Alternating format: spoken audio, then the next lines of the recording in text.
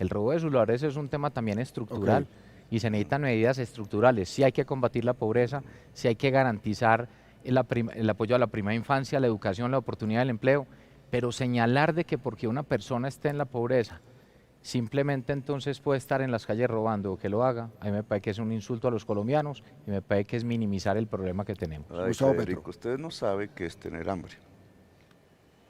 Y hoy hay hambre en Colombia. No, Y, eso es y hay diferente, no, hambre en no, eso es Colombia. diferente, eso es diferente. Deja, No, respete la palabra, hombre.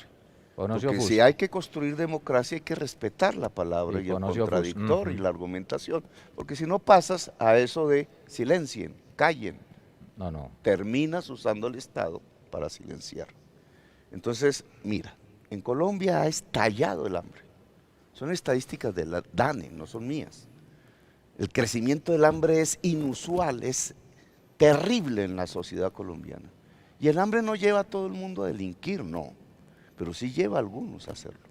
Y ese es el incremento de la delincuencia que hoy vemos en las calles de Colombia. ¿Por qué creció el hambre en Colombia? ¿Por el virus?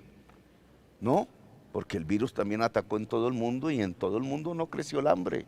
Incluso en Estados Unidos disminuyó.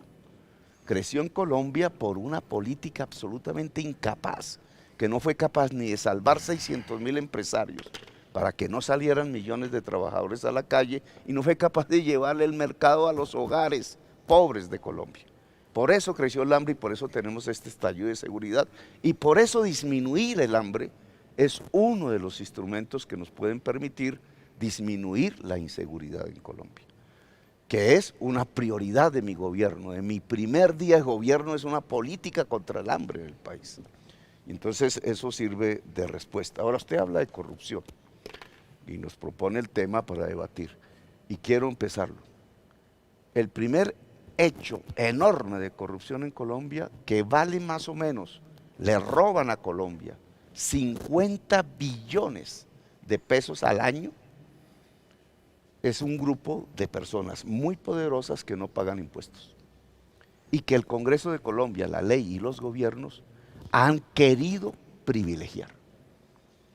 Entonces, el primer hecho de corrupción no está en el funcionario público que roba, que lo existe, sino en el que está afuera, siendo muy poderoso, que no le paga los impuestos al Estado y usa al congresista pago para que le quite los impuestos. Allí se va la plata para la niñez, y reconoce, hay que recoger todas las experiencias de protección que existen en Colombia para proteger la niñez, para hacer un programa nacional, pero allí está la plata de la educación superior, que podría ser pública y gratuita en Colombia y no tendríamos los estallidos juveniles que hemos visto. Allí está la plata para garantizar los derechos fundamentales de la gente, allí está el gran robo. Y por tanto una solución a ese tema de corrupción es que el Estado no se arrodille al poderoso, sino que el Estado le cobre los impuestos de ley, una reforma tributaria que lo permita. El segundo gran hecho de corrupción que hay en Colombia tiene que ver con que el narcotráfico y la mafia tiene Estado. Si lo ponemos de otra manera, el Estado usa las armas ilegales de la mafia y del narcotráfico. Hay una alianza entre narcotráfico y sectores del Estado. A nivel local, que yo lo denuncié muchas veces, 35% del Senado de la República se fue a la cárcel por mis denuncias, y a nivel nacional, una cooptación del Estado por parte de la organización criminal. ¿Cómo se soluciona eso? Separándole el Estado a la mafia, quitándole el poder político a la mafia. ¿Cómo se le quita poder a la mafia? Lo dije antes, quitándole su control poblacional, es decir, debilitándole los campesinos cultivadores de hoja de coca, la economía popular y la juventud y la población consumidora. Si la desconectamos de las mafias a través de políticas concretas en cada sector, se debilita la mafia. Y si se debilita la mafia, yo puedo proponer y construir una política de desmantelamiento pacífico del narcotráfico a partir de un sometimiento colectivo a la justicia. Atacaríamos las tres grandes fuentes de corrupción de Colombia, la megacorrupción. Si usted ataca la megacorrupción, ya puede lograr más fácilmente que el secretario allí, que el ministro allá, que el que tiene en su poder la contratación pública, no cobre coimas, no genere procesos de corrupción en el Estado colombiano. Nos hemos pasado del tiempo en este encuentro, pero me interesa que hablemos de cerremos corrupción, con el tema de la sí, corrupción, sí, claro. por favor, Federico. Miren, ¿qué mayor corrupción que las bolsas con plata? ¿Qué mayor corrupción que quienes además han apoyado a personas que luego de haber entrado dentro de un proceso de paz donde el Estado les extendió la mano y se volvieron los mayores defensores de quienes traicionaron al país, como Santrich, Márquez y etcétera? Entonces aquí no solo es echar cuentos, sino que hay que tener autoridad moral. La corrupción hay que combatirla de manera frontal y se hace primero cuando hay autoridad moral, cuando hay ejemplo. Segundo, nombrando personas honestas. En el país hoy también hay que decir el tema de la evasión, 40 billones de pesos entre renta e IVA que se evade, básicamente 40 billones de pesos que no entran al Estado para invertir en los programas sociales. La corrupción también hay que decir lo que es de doble vía. Están involucrados personas del sector privado y del sector público. Tienen que ir a la cárcel, no casa por cárcel. Y quien sea funcionario público tiene que tener muerte política, no se puede volver a presentar a ningún cargo. Y quien sea empresario que incurra en corrupción no se puede volver a presentar a ninguna licitación del Estado. Segundo, la tecnología a través del blockchain, de la inteligencia artificial. Y así lo hicimos cuidando los recursos del plan de alimentación escolar en Medellín. Es que la tecnología hay que utilizarla para esto. Yo sí creo que tenemos un problema moral y yo aquí le hablo a las familias, a los papás y a las mamás que también me están escuchando. Es que esos son valores que se aprenden en la casa. Nosotros como papás tenemos que educar a nuestros hijos en amor y en disciplina y los valores se aprenden ahí. Y por supuesto el Estado tiene que tener muchos mecanismos de control, pero aquí no podemos renunciar a la institución más importante que es la familia. Yo soy padre de familia, yo tengo 2 hijos y a mis hijos todos los días les hablo de estos temas. Y yo creo que la tarea no solo es de un presidente, o de un alcalde, de un gobernador, de un senado, o de un contralor, o de un fiscal, o de una procuradora.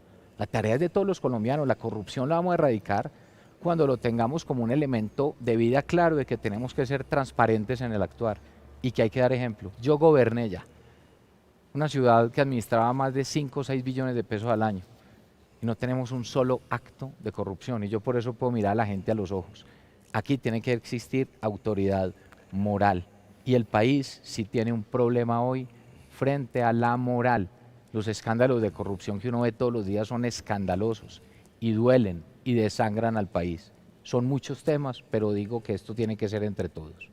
Sergio Fajardo. Voy a tocar no más que 3 temas de la corrupción. El primero,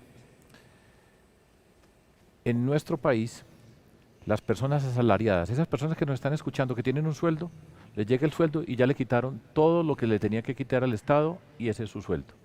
Y aquí hay grupos de personas, de esos muy pocos que ganan mucho, que no pagan impuestos, que tienen la capacidad para evadir, eludir. Ustedes escuchan hablar de Pandora Papers, Panama Papers, porque tienen esa capacidad. Nosotros lo que vamos a hacer, y es una acción seria, es en Colombia tenemos que avanzar hacia una reforma tributaria donde quienes más tenemos, más pagamos. No van a ser 4.000 personas que van a resolver el problema de la desigualdad en Colombia por sus impuestos.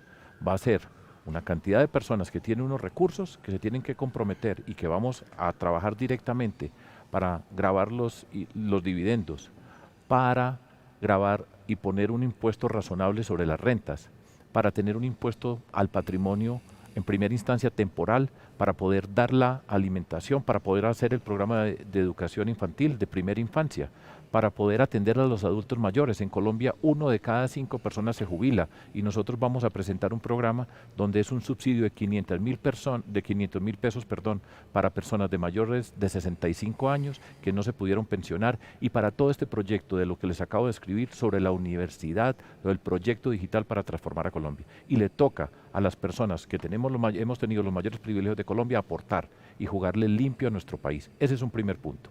Segundo punto, es la política y la forma como se llega al poder, así se gobierna. Y lo he dicho desde hace 22 años. Miren la foto, miren con quién se está tomando la foto hoy, porque esos que están tomándose la foto hoy, que ya sabemos quiénes son, ya sabemos cómo se han comportado, después van a llegar a gobernar. Y ahí se van a robar la plata como se la han robado. Y tenemos que mirar muy bien a qué personas elegimos para el Congreso de la República. Esos congresistas, como señala Gustavo, que están haciéndole favores a grupos de interés para que no paguen sus impuestos como se corresponde. Y ahí está una gran corrupción de nuestro país, la política. Y la política se tiene y se puede que hacer de una manera diferente. No una política de todo vale, todo el que tenga un voto venga conmigo que no importa, que después vamos a gobernar bien. Eso es falso. Nunca los que roban, los que pagan para llegar, llegan a manejar de manera limpia el Estado colombiano. En la política, en la forma de la política, está una de las principales condiciones para luchar contra la corrupción.